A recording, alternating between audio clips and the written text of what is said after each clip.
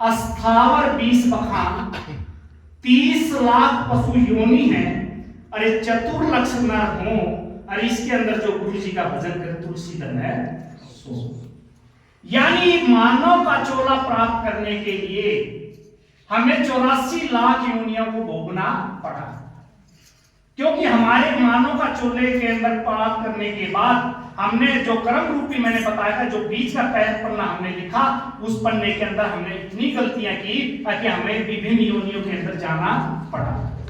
उन योनियों के अंदर बताए 9 लाख जल जीव है, 9 लाख तरह के पानी के जीव आते हैं, 10 लाख पक्षी जान, 10 लाख तरह के पक्षी होते हैं, 11 लाख तरह के जमीन के ऊपर कीड़े मकोड़े होते हैं, 20 लाख तरह के पेड़ पौधे की योनियां होती हैं।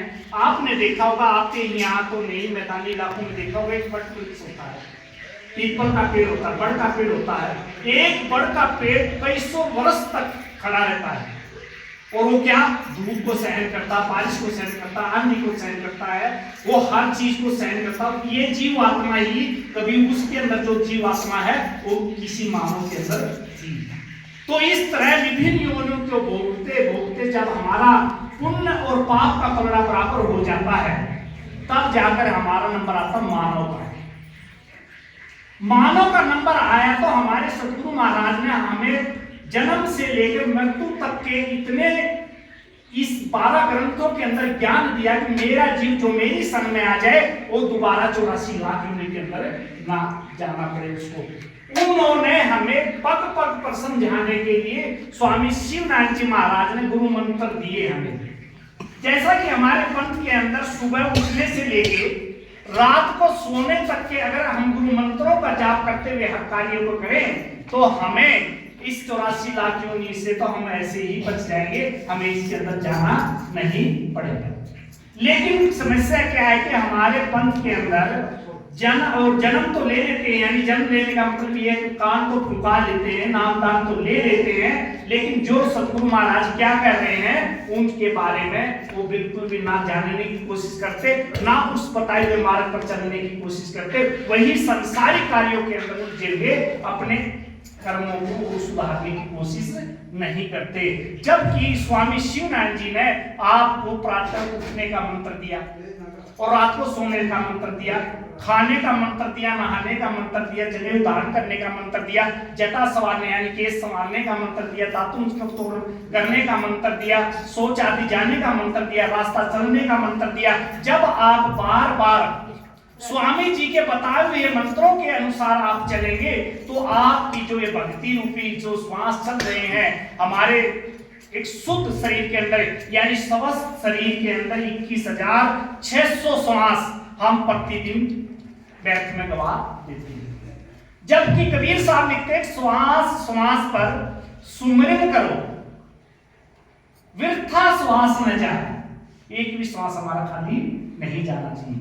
न जाने की सांस का फिर आना होगी ना, क्या अगला सांस आए कि नहीं आए। कई बार आपने देखा वो लोग कुर्सी पे बैठे बैठे चल बसते, रात को सोते हैं, सुबह उठते ही नहीं, रास्ते चले चक्कर आया गिरे, नाम क्या हो जाता है, संत हो जाता है। तो यहाँ गुरु जी ये कह रहे हैं कि एक एक श्वास, हमारी एक भी श्वास है इतने महंगे मोल की है। हम कहते हैं हमारा बेटा आज 16 साल का हो गया, जन्मदिन मनाते हैं, वो अगरबत्ती वगैरह क्या आजकल केक भी काट के फैशन चला हुआ, ये पहले नहीं था। ये जो काफी बुजुर्ग लोग बैठे हैं इनके हमारे जमाने में ये सब नहीं था। आजकल ये मॉडर्न जमाने के अंदर क्या आ गया, जन्मदिन।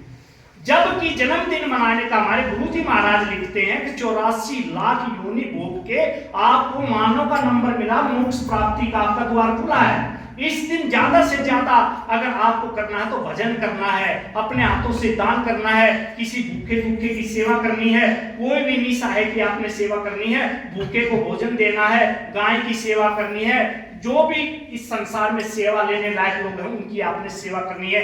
उस दिन आपने को अपने हाथों से कोई पेड़ लगाना है, किसी पेड़ को के अंदर सूख रहा तो पानी डालना चाहिए। उस दिन हम क्या करते हैं, जन्मदिन मनाकर वो गिफ्ट लेकर यानी भार को उसके ऊपर चढ़ा देते हैं। उसके बाद आता है एक, जब हम गुरु की शरण के अंदर जाते हैं वहां से क्या होता है, एक उससे तो हम 84 का पीछा छुड़ा के आए तो मानव का चोला मिला, लेकिन जिस दिन हम गुरु की शरण में जाते हैं वो एक हमारा दूसरा जन्म होता है, उस दिन से हमारा के लिए मोक्ष का द्वार खुलता है। उस दिन और जन्मदिन को हमें इन दोनों दिनों को इस संसार के अंदर अपने इस तन के द्वारा जितना हो सके दान दें और जितना हो सके हमें संतों की वाणी को सुनना चाहिए, संतों की सेवा करनी चाहिए, संतों के बताए हुए मार्ग पर चलते हुए उस दिन को हमें, अगर कुछ भी नहीं करते तो कम से कम मौन रह के आपको उस दिन को गुजारना है, ज्यादा से ज्यादा परमात्मा का नाम जपना है, ताकि हमें दोबारा 84 लाख योनि के अंदर ना हो। तो इसी 84 लाख योनि से बचने के लिए हमारे सदगुरु महाराज ने इतना सरल उपाय दिया, जैसा कि मैं बता रहा था, उठने से लेकर सोने तक के मंत्र दिए। जब आप एक एक मंत्रों को पढ़ते चलोगे तो आपके हर श्वास पर भक्ति चलती रहेगी और आपका संपर्क परमपिता परमात्मा से नहीं टूटेगा। अब ये एक एरोप्लेन क्रैश हुआ था, कि कहाँ हुआ था? अहमदाबाद। उसका संपर्क टूट गया। संपर्क टूट गया तो आपको पता होगा, संपर्क जैसे ही टूटा यानी जहाज क्रैश हो गया। तो हमारा संपर्क एक मिनट के अंदर परमात्मा से टूट रहा है। आपने देखा होगा जब हमारे छोटे बच्चे होते हैं, जब तक उनको ये नहीं पता होता ये मेरी मम्मी है, ये मेरा पापा है, ये चॉकलेट है, ये मेरी बहन है, ये क्या, यानी संसार की माया जब तक उसको नहीं जकड़ती तो वो आपने देखा होगा उसका ये काग हिलता रहता है, जिसको माता तालू बोलती है, और माता उसके ऊपर तेल थोड़ा लगा के रखती है, नरम रहता सूखे ना। यानी जब तक ये काग हिल रहा है यानी हमारा परमात्मा से संबंध चल रहा है, बात चल रही है। छोटा बच्चा आपने देखा होगा सोए सोए भी हंसता है, कई बार रोने जैसा मुख बना देता है, क्योंकि जब तक उसको इस संसार का ज्ञान नहीं होता उसको पूर्व जन्म की बातें सारी याद है, वो वहां तक याद रहती है।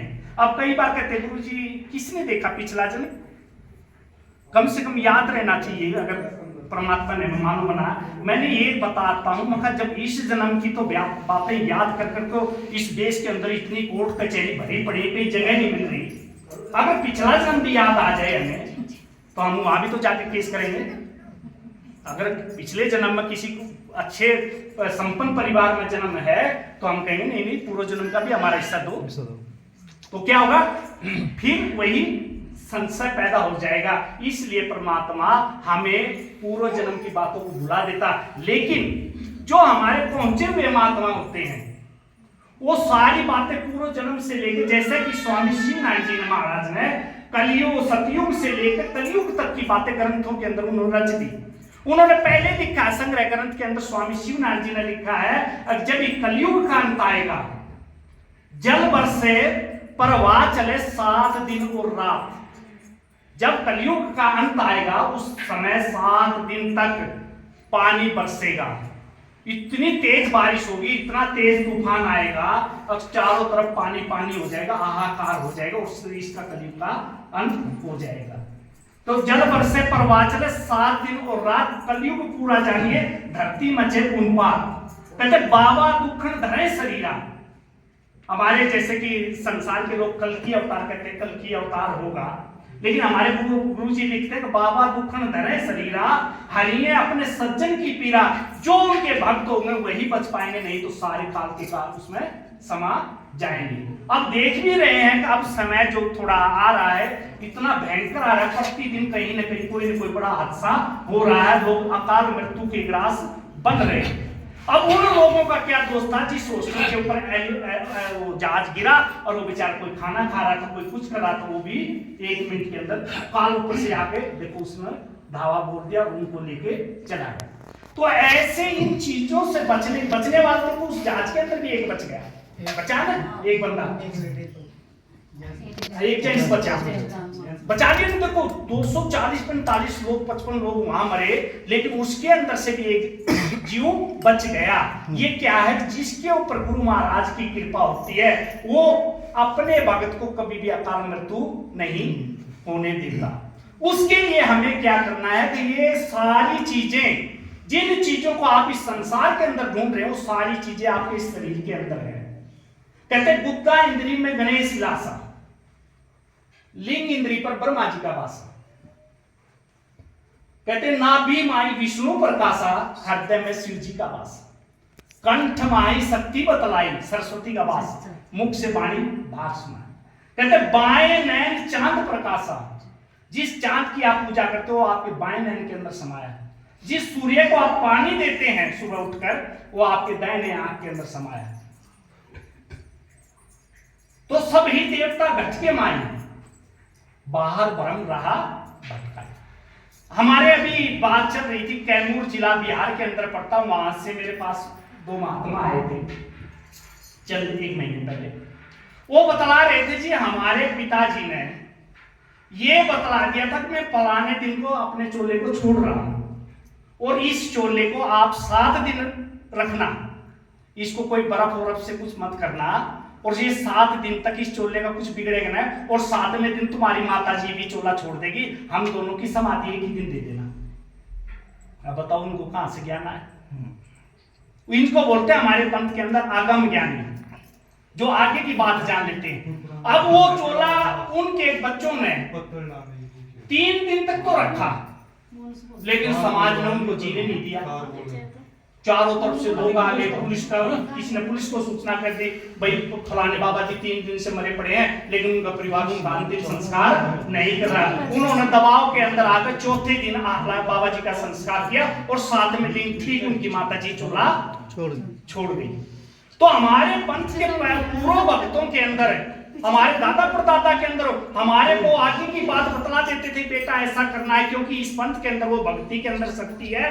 अगर आप इसका नाम जप करते हैं, सही से पूजा पाठ करते हैं, अपने खान पान को ठीक रखते हैं, अपने व्यवहार को ठीक रखते हैं, तो आपको अगले दिन की जो दुर्घटना होने वाली है वो प्रातः काल आकर आपको ब्रह्म मुहूर्त, जिसको पंजाब में अमृत वेला बोलते हैं, सरदार लोग अमृत वेला बोलते हैं, जो सुबह 3 से 5 बजे का समय होता है, उसके अंदर आपको गुरु महाराज आकर आपको उस घटना के बारे में बतला देते हैं, आज ये घटना होने वाली है। और हमारे बुजुर्ग लोग इस बात को हमें सूचित कर देते थे, बेटा आज ये घटना मुझे सपन दिखाई दिया और सत्य है, और ये होके रहेगा। तो हमें क्या था, बचा लेते थे उनसे। कहते जो तलवार की घाव कांटे के अंदर तब्दील हो जाता। अब बात चल रही थी, जिस तरह हमारी माता जी ने जब इस संसार को छोड़ा, चंद्रकांता जी ने, तो उनका किसी न किसी इस दरवाजों से प्राण निकला, और उसके प्राणों के आधार पर अगली योनि क्या प्राप्त हुई। हमारे शिव नारायण जी महाराज जिन्होंने, जिनकी हम पूजा पाठ कर रहे हैं, इनके 5 शिष्य थे।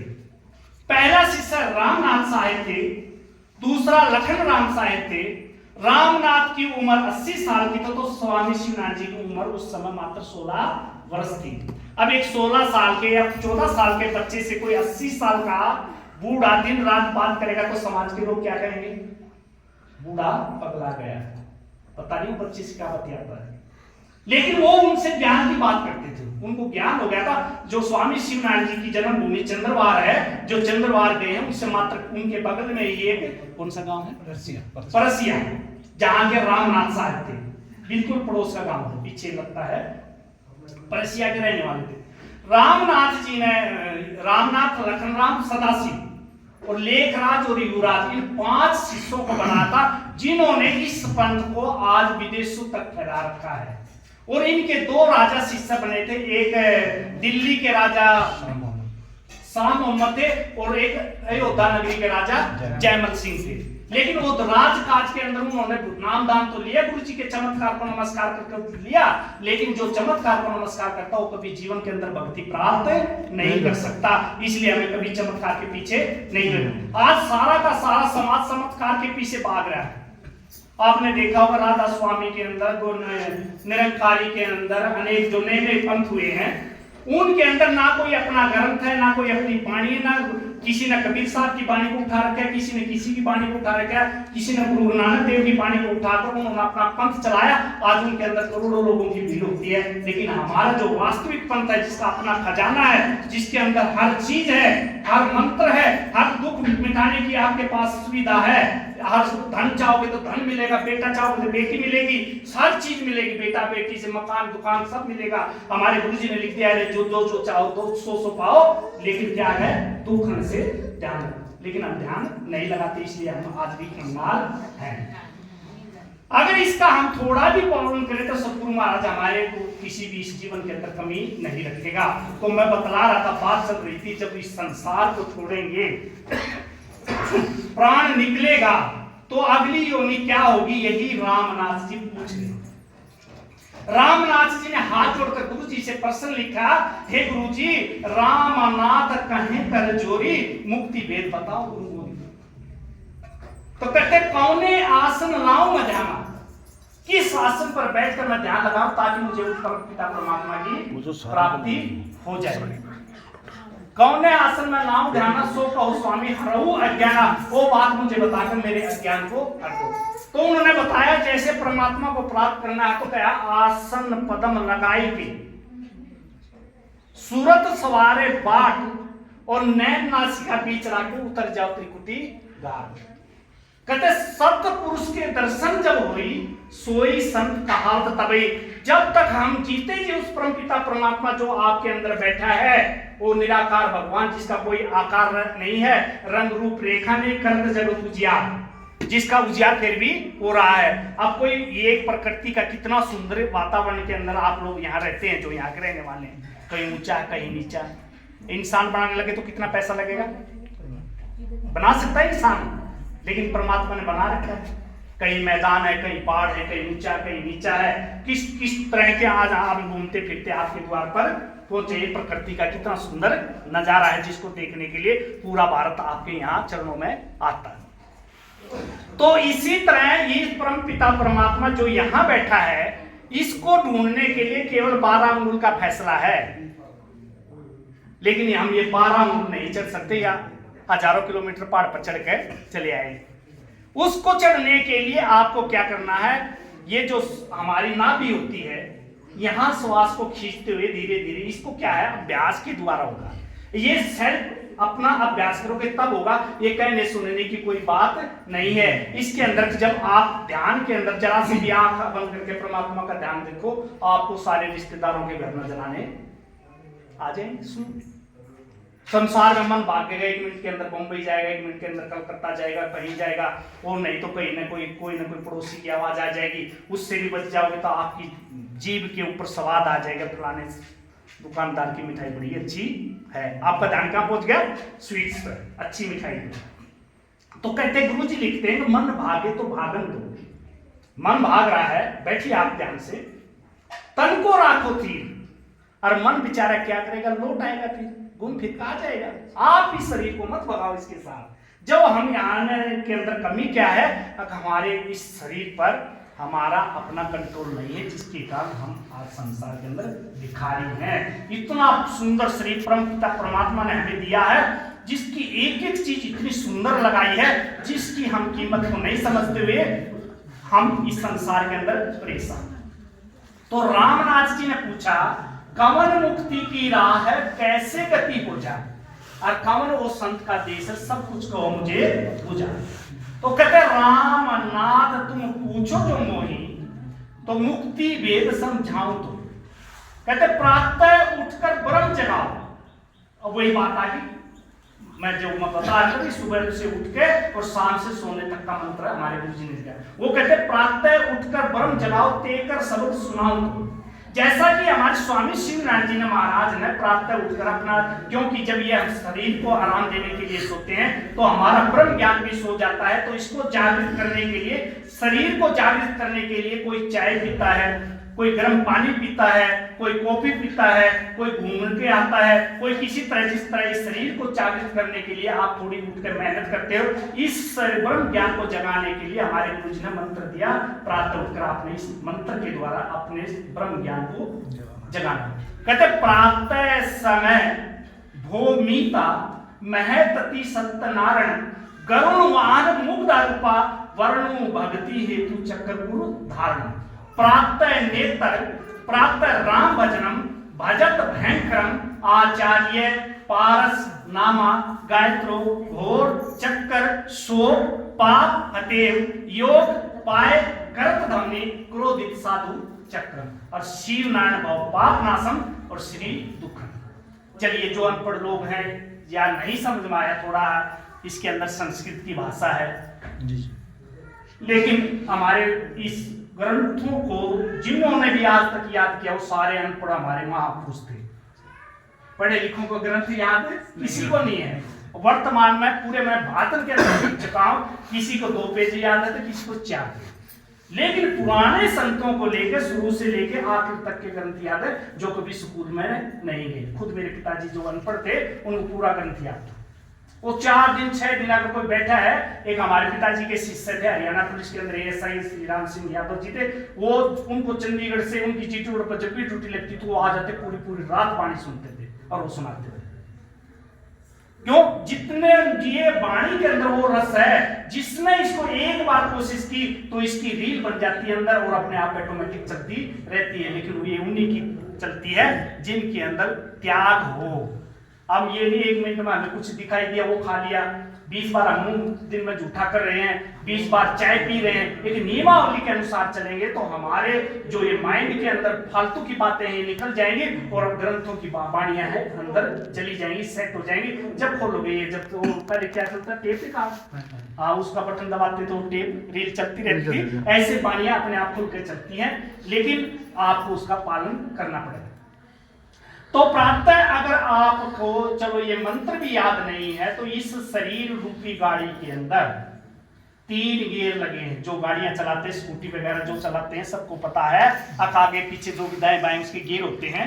इसी तरह इस शरीर रूपी गाड़ी के अंदर इंगला और पिंगला, एक दाएं नाड़ी है एक बाएं नाड़ी। इंगला पिंगला सुषुम्ना नाड़ी 3 कहा और दाया बाया सुर चले सब विदलेत समार। इस तरह जब आप प्रातः काल उठते हो तो इसके अंदर 2 नाड़ियां क्रियामान होती है, कभी दाया सवर चल रहा होगा और कभी बाया सवर चल रहा होगा। ये आप कल प्रातः उठकर जागृत जब सो के उठो तो आप एक नाक को दबाकर दूसरे नाक से हवा छोड़ना है, तो आपको पता चलेगा मेरा दाया सवर चल रहा है या बाया सवर चल रहा है। ये आपको सुबह आपने देखना है तो पता चल जाएगा। लेकिन हमारे गुरु महाराज ये कह रहे हैं कि जो आपकी नाड़ी चल रही है उसी के अनुसार